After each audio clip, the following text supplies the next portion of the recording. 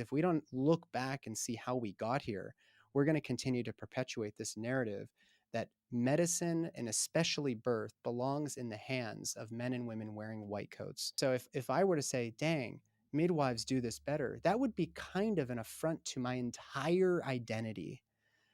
And that's why I think history is so confronting for people. Not only have women been caring for women far longer than people like Mm, me have been wielding scalpels, but that they also do it better now that we have data.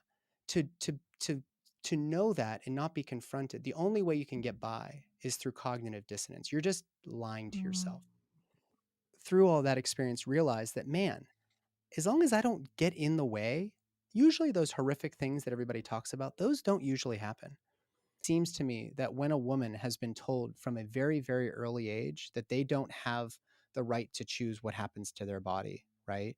Like they get raped and we mhm. blame her for wearing a short skirt. I mean, now you're in labor and you're being expected to say no to an authority figure. So it's very, very, very difficult to advocate for ourselves as women in certain situations anyway, because, like I said, we've been groomed our whole lives to, say yes, to sort of smile and go along with things, to put other people's needs before ours, to be empathetic and make sure everyone around us is okay before we are. Like, we just do this by default, a lot of the time, because that's what's been expected of us our whole lives, and that's what Okay. we've been rewarded for.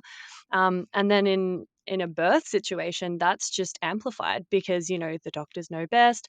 Um, you don't want to make a wrong move. Like, there's so much at stake. It's like we're getting dangled over us like the life of our baby and ourselves, and if we make a wrong move or we go against what That's other right. people who seem to be in this position of authority and knowledge, what they're saying and suggesting or demanding, like, what a horrific Mm, thing that would be if it didn't go our way, and then that would be our fault. And so sometimes, and this happens in the bedroom a lot. I hear this all the time. This is what I'm coaching women in particular on a lot, is like, to not just go along with things because it's easier than making a scene or creating some kind of tension or friction.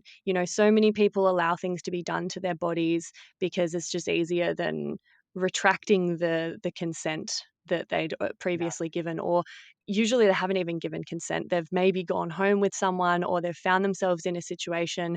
They've been okay with a bit of intimacy, but then it's moving further, and they're like, "Oh, well, I mean, I'm here now. I probably it'd be too difficult to kind of like say no now. I may as well just like let this happen and go along with it." And it's easier than actually standing up for myself, or removing myself from this situation somehow. So, we're Mm, having sex when we don't really want to have sex. We're having the kind of sex that we don't want to be having. We're all like very, very commonly, in situations that aren't particularly empowering or we're not enjoying, or even like in marriages where you love the person, you trust them, you feel safe, you're having sex, and really commonly it'll just like maybe stop feeling good for the woman, or it'll start hurting a little bit, but you're kind of like, well, I mean, I'm here now, I may as well just let him might as well finish. finish. It's not pleasant for me, it's kind of hurting, but like, let's just finish him off and get it done with. And it's like that last 5 minutes of sex might be really unpleasant for the woman, but